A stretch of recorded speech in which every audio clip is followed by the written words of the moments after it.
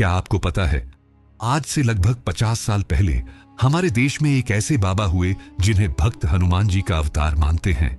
क्या आपको पता है कि दुनिया की सबसे बड़ी मोबाइल कंपनी एप्पल के संस्थापक स्टीव जॉब्स और फेसबुक के मार्क जुकरबर्ग, इन दोनों की सफलता का राज भी इन्हीं बाबा से जुड़ा है कि कैसे बाबा ने फेसबुक को बंद होने से बचाया। आखिर कौन थे वह साधारण से दिखने वाले बाबा जिनके चर्चे केवल देश में नहीं बल्कि विदेशों में भी हैं? जी हां दोस्तों, हम बात कर रहे हैं कैंची धाम के संत नियम करौली बाबा की। आज की इस वीडियो में हम उस रहस्य से पर्दा उठाएंगे जिसने विज्ञान को भी घुटने टेकने पर मजबूर कर दिया। कैसे एक बाबा ने अपनी शक्तियों से पूरी ट्रेन को रोक दिया और कैसे हजारों मील दूर बैठे हुए उन्होंने बॉर्डर पर लड़ रहे एक सैनिक को गोली लगने से बचा लिया। आखिर क्या है बुलेट प्रूफ जैकेट की कहानी, और क्या सच में उनके पास समय को रोकने की शक्ति थी? क्योंकि हमें बहुत से प्रमाण और कहानियां ऐसी मिलती हैं जो बताती हैं कि बाबा एक ही समय पर दो जगह मौजूद होते थे। आखिर यह कैसे संभव है और क्या है कैंची धाम का रहस्य? क्यों आज भी यहां लाखों की तादाद में भक्त आते हैं? आज हम इन्हीं सब रहस्यों से पर्दा उठाएंगे, बताएंगे नियम करली बाबा की असली कहानी कि कैसे एक साधारण से बालक से वे बने नीम करली बाबा, और कैसे वो लोगों के मन को पढ़ लेते थे, और क्यों विदेशों से बड़े बड़े लोग उनके दर्शन को आते थे, और सबसे बड़ा सवाल कि क्यों उन्हें हनुमान जी का अवतार कहा जाता है। इसके पीछे क्या रहस्य है? जब मैं आपको इसकी सच्चाई बताऊंगा तो आप भी चौंक जाएंगे। तो चलिए मित्रों, जानते हैं नियम करौली बाबा का रहस्य।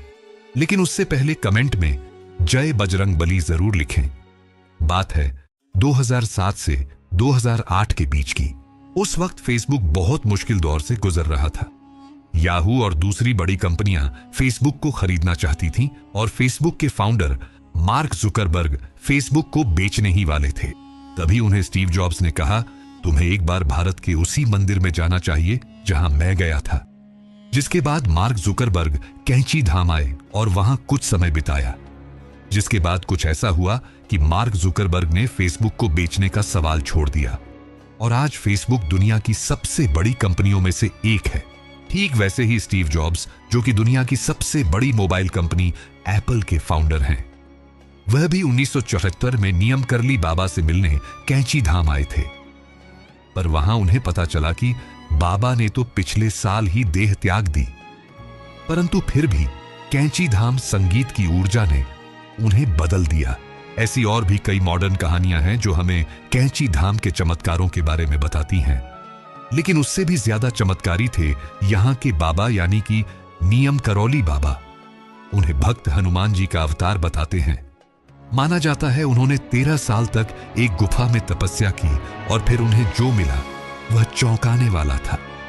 लेकिन उसकी बात हम आगे करेंगे। उससे पहले आपको बाबा से जुड़ी एक दिलचस्प कहानी बताता हूं। बात है 1971 की। तब बांग्लादेश की आजादी की लड़ाई चल रही थी। उसी वक्त नियम करौली बाबा दिल्ली में बिरला मंदिर में ठहरे हुए थे। तभी एक बांग्लादेशी वहां पहुंचा। वह बाबा से कुछ पूछना चाहता था पर संकोच कर रहा था। तब बाबा ने उसके कहे बिना उसे देखा और कहा, तुम चिंता मत करो, तुम्हारा भाई जल्द ही रिहा कर दिया जाएगा और तुम्हारा राजा बनेगा। यह सुनकर वह आदमी चौंक गया कि बाबा को उसके मन की बात कैसे पता चली।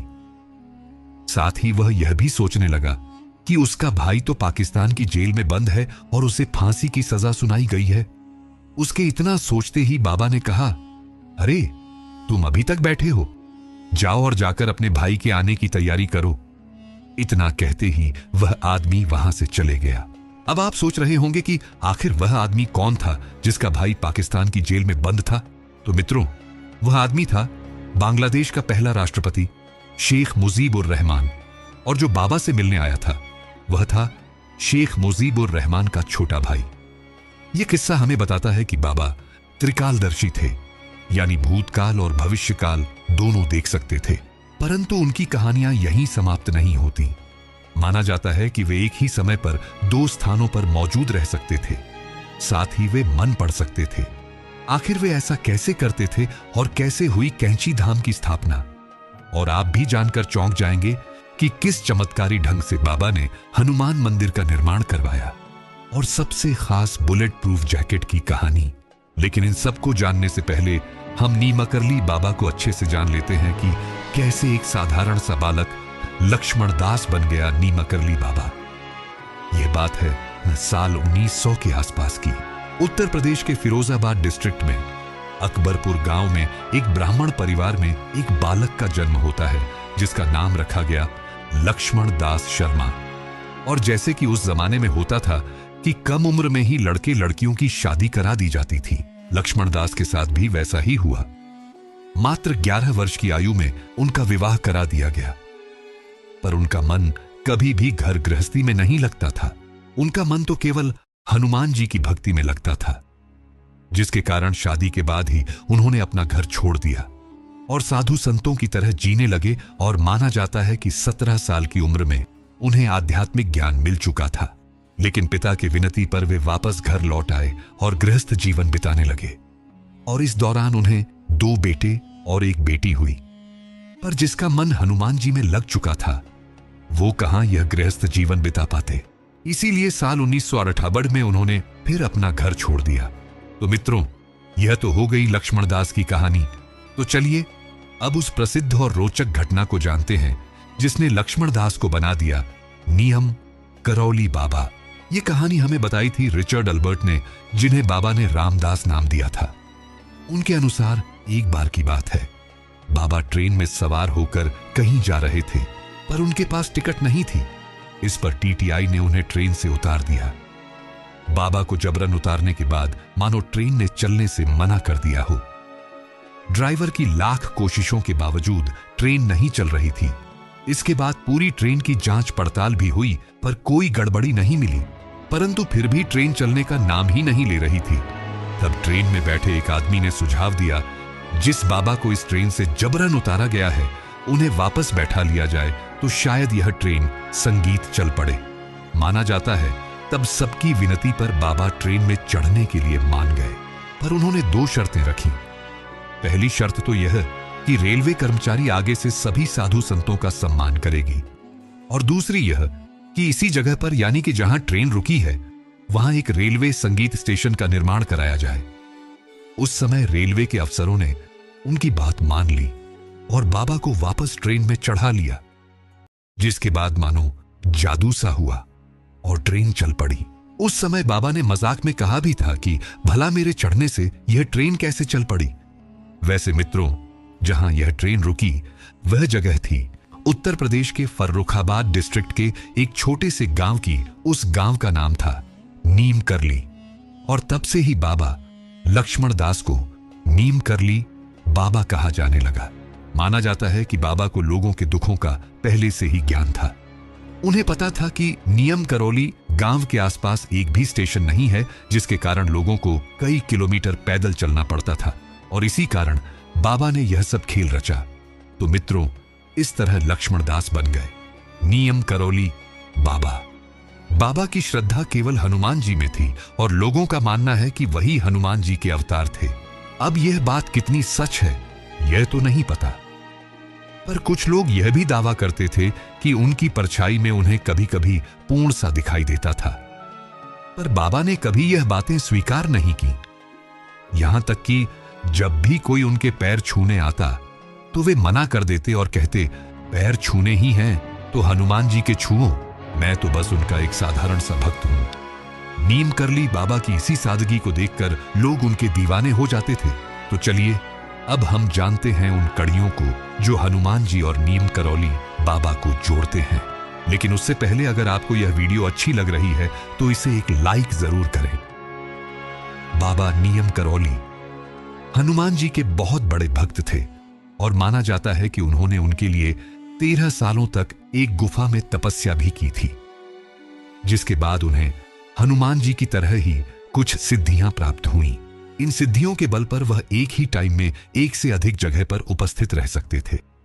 वह अपनी हाइट घटा या बढ़ा सकते थे, भविष्य देख सकते थे और लोगों के माइंड्स को पढ़ सकते थे। परंतु नियम करौली बाबा ने कभी यह बातें स्वीकार नहीं की। लेकिन उनकी कहानियां इतनी मशहूर हैं कि इन्हें झुठलाया भी नहीं जा सकता। तो चलिए हम उन्हीं कुछ कहानियों को जानते हैं एक समय नियम करौली बाबा अपनी दाढ़ी बनवाने नाई के पास गए हुए थे। उस समय वह नाई काफी दुखी था। बाबा ने उससे पूछा कि क्या बात है, तुम दुखी क्यों हो? तब नाई ने दुख भरे स्वर में कहा, बाबा मेरा बेटा 3 दिनों से घर नहीं आया है। वह काम की तलाश में गया था और अभी तक उसका कुछ आता पता नहीं है। हमने सब जगह ढूंढ लिया पर उसका कहीं पता नहीं चला। इतना सुनते ही बाबा वहां से उठकर चले गए। नाई आश्चर्यचकित हो गया क्योंकि उनकी दाढ़ी अभी पूरी संगीत बनी नहीं थी। उनके दाढ़ी पर अभी भी साबुन की झाग लगे हुए थे। पर फिर 2 मिनट बाद बाबा वापस आ गए और अपनी दाढ़ी बनवाई। इसके बाद जब नाई अपने घर गया तो उसका बेटा घर वापस आ चुका था। यह देखकर वह खुश हो गया और पूछा कि कहां था इतने दिनों तक। तब उसके बेटे ने कहा कि पिताजी, मैं काम की तलाश में काफी दूर निकल गया था और आखिर में देखा कि मेरे पास वापस लौटने के लिए पैसे ही नहीं थे। तभी एक बाबा आए, मोटी चादर ओढ़े हुए, जिनके दाढ़ी के बालों पर साबुन लगी थी। उन्होंने मुझे पैसे दिए और तुरंत घर जाने को कहा। नाई समझ गया कि वह और कोई नहीं बल्कि नीम करौली बाबा ही थे। पर वह सोचकर भी हैरान था कि बाबा तो केवल 2 मिनट के लिए ही गए थे। आखिर इतने कम समय में इतनी लंबी दूरी कैसे तय की जा सकती? वैसे दोस्तों, आप भगवान में मानो या ना मानो, हमारे पुराणों में मानो या ना मानो, पर नियम करौली बाबा की कहानियों को झुठलाया नहीं जा सकता, क्योंकि इनकी कहानियों के कई लोग साक्षी बन चुके हैं। और उन्हीं में से सबसे प्रसिद्ध कहानी है बुलेट प्रूफ जैकेट या बुलेट प्रूफ चादर की। यह घटना है उत्तर प्रदेश के फर्रुखाबाद डिस्ट्रिक्ट के फतेहगढ़ की। एक दिन नियम करौली बाबा एक घर में घुस जाते हैं जहां 2 बुजुर्ग पति पत्नी रहा करते थे। उन्होंने नियम करौली बाबा को जो भी रूखा सखा रखा था वह खाने के लिए दे दिया, जिसके बाद बाबा के सोने के लिए चारपाई का बंदोबस्त किया और उन्हें एक चादर दी, जिसके बाद बाबा सोने चले गए। हालांकि उन दोनों को यह अफसोस था कि वे बाबा के लिए कुछ खास नहीं कर पाए। इसके बाद वे भी सोने चले गए। अचानक रात में बाबा के चिल्लाने की आवाजें आने लगी, मानो वह दर्द से करा रहे हों। पर उस पतित में हिम्मत नहीं हुई कि वे बाबा के पास जाकर पूछ सकें। फिर अगले सुबह बाबा जाने लगे और जाने से पहले उस कंबल को मोड़ दिया और उन्हें कहा कि इसे गंगा में बहा देना और ध्यान रहे इसे खोलने की कोशिश मत करना। इतना कहकर बाबा वहां से चले गए, जिसके बाद बुजुर्ग पति पत्नी कंबल को लेकर गंगा की ओर चल पड़े। कंबल काफी भारी था, मानो उसके अंदर लोहा रखा हो, पर बाबा के आदेश के चलते उन्होंने उसे खोलकर नहीं देखा और कंबल को गंगा में बहा दिया। लेकिन यह कहानी यहीं खत्म नहीं होती। असली कहानी तो अब शुरू होती है। समय बीतता गया और ठीक 1 महीने बाद उनका बेटा वापस आया और उसने जो खुलासा किया वो चौंकाने वाला था। दरअसल जब नीम करली बाबा उनके घर आए थे, उस समय 2nd वर्ल्ड वॉर चल रहा था और इंडिया अंग्रेजों का गुलाम था, जिसके कारण उस बुजुर्ग दंपत्ति का बेटा उस समय बर्मा के बॉर्डर पर अंग्रेजों की तरफ से जापानियों के खिलाफ जंग लड़ रहा था। उसने खुलासा किया कि जंग के दौरान एक रात अचानक जापानियों ने ब्रिटिश सोल्जर्स पर अटैक कर दिया। अटैक इतना बढ़ा कि ब्रिटिश आर्मी कम पड़ने लगी। सारी रात दोनों ओर गोलियां चलती रहीं। उसे लगा कि अब वो कभी घर नहीं जा पाएगा, क्योंकि जापानी सोल्जर्स काफी ज्यादा थे और ब्रिटिश सोल्जर्स कम और धीरे धीरे और भी कम होते जा रहे थे और वो जंग के बीचों बीच खड़ा था। पर अचानक चमत्कार होने लगा। सारी गोलियां उसके अगल बगल से निकलने लगी। दुश्मनों के एकदम पास होने के बावजूद उसे एक भी गोली नहीं लग रही थी और सुबह होते होते ब्रिटिश आर्मी की रीइंफोर्समेंट आ गई और वह बच गया। यह सारी बात सुनकर बुजुर्ग दंपत्ति को याद आया कि यह वही रात थी जब नीम करौली बाबा उनके घर आए थे। अब बुजुर्ग दंपत्ति के सामने पूरा मामला साफ था। वे समझ गए उस चादर में कुछ नहीं बल्कि गोलियां थीं जो उनके बेटे पर चल रही थीं और बाबा उन्हें अपने अंदर ले रहे थे और दर्द में करा रहे थे। मित्रों, यह स्टोरी काफी ज्यादा फेमस है और आपको कई जगह सुनने को मिलेगी और ऐसे और भी स्टोरीज हैं। वैसे बाबा की कहानियां कभी खत्म नहीं होंगी। इसीलिए चलिए अब जानते हैं कैंची धाम के बारे में, जो आज भी लाखों श्रद्धालुओं के लिए एक तीर्थ स्थल है जहां जाने से मन शुद्ध हो जाता है और लोग अपने आप को पहचान पाते हैं। कैंची धाम सिर्फ भारत में नहीं बल्कि विदेशों में भी बहुत फेमस है। यहां देश विदेश से हर साल लाखों लोग आते हैं। तो चलिए अब जानते हैं कैंची धाम के निर्माण की कहानी। नैनीताल से लगभग 1700 किमी की दूरी संगीत पर बसा है कैंची धाम आश्रम। अब आप सोचेंगे कि इस आश्रम का नाम कैंची धाम क्यों है। दरअसल यहां एक मोड़ है जिसमें दो पहाड़ एक दूसरे को कैंची की तरह काटते हैं, जिस कारण इस जगह का नाम कैंची धाम रखा गया है। और आज के टाइम पर यही बाबा नीम करली का आश्रम है। हर साल 15 जून को यहां पर एक बड़े मेले का आयोजन होता है जिसमें देश विदेश से भक्त हिस्सा लेते हैं।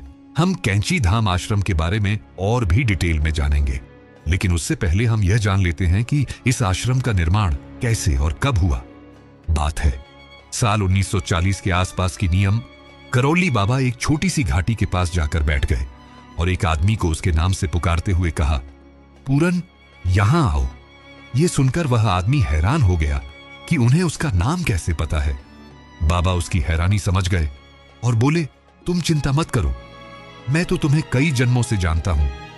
चलो यह सब छोड़ो और मेरे लिए खाना लाओ, मुझे भूख लगी है।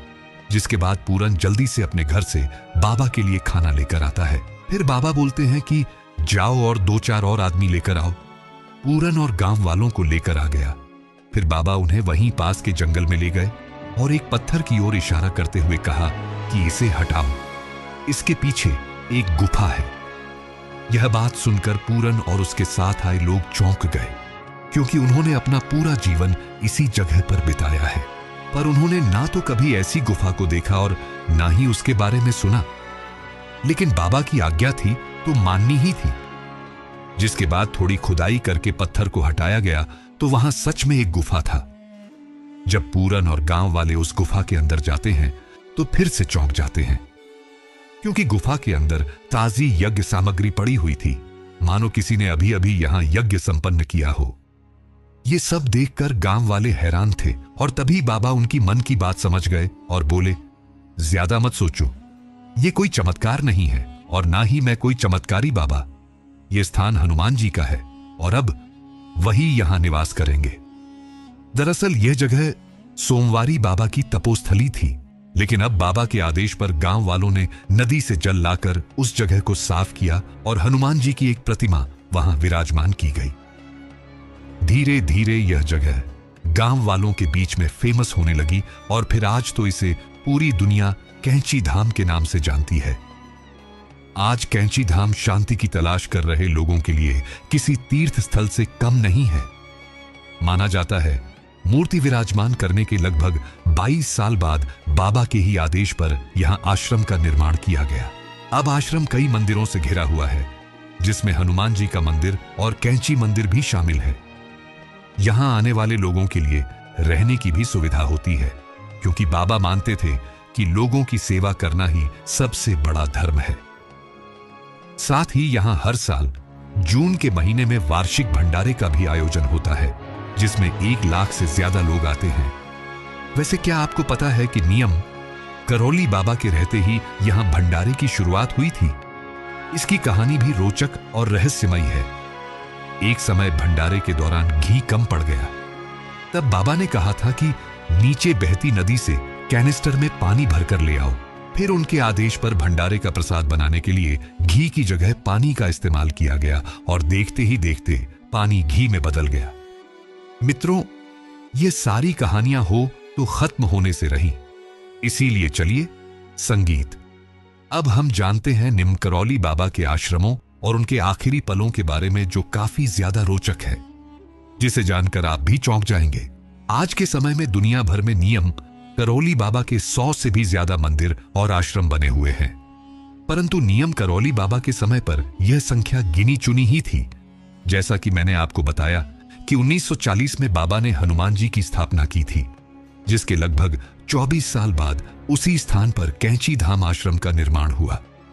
साथ ही कई मंदिरों का भी निर्माण किया और अपने जीवन के आखिरी 10 साल यहीं बिताए। पर यह बाबा का केवल एक आश्रम नहीं था, इसके अलावा एक और आश्रम था जो उनकी जिंदगी का दूसरा ठहराव बना। वो आश्रम था भगवान श्री कृष्ण के शहर में, यानी कि वृंदावन में। यह आश्रम लगभग 1963 के आसपास बनाया गया। इस आश्रम में नियम करौली बाबा का महासमाधि मंदिर भी है और हर साल सितंबर में यहां महाभंडारे का आयोजन किया जाता है। इसके साथ यहां हनुमान जी का मंदिर, सीताराम मंदिर और शिवाजी योगशाला मंदिर भी है। और सबसे बड़ी बात तो यह कि अपने जीवन के आखिरी 10 साल कैंची धाम में बिताने के बाद नियम करौली बाबा जी ने वृंदावन को अपने देह त्यागने की जगह चुनी।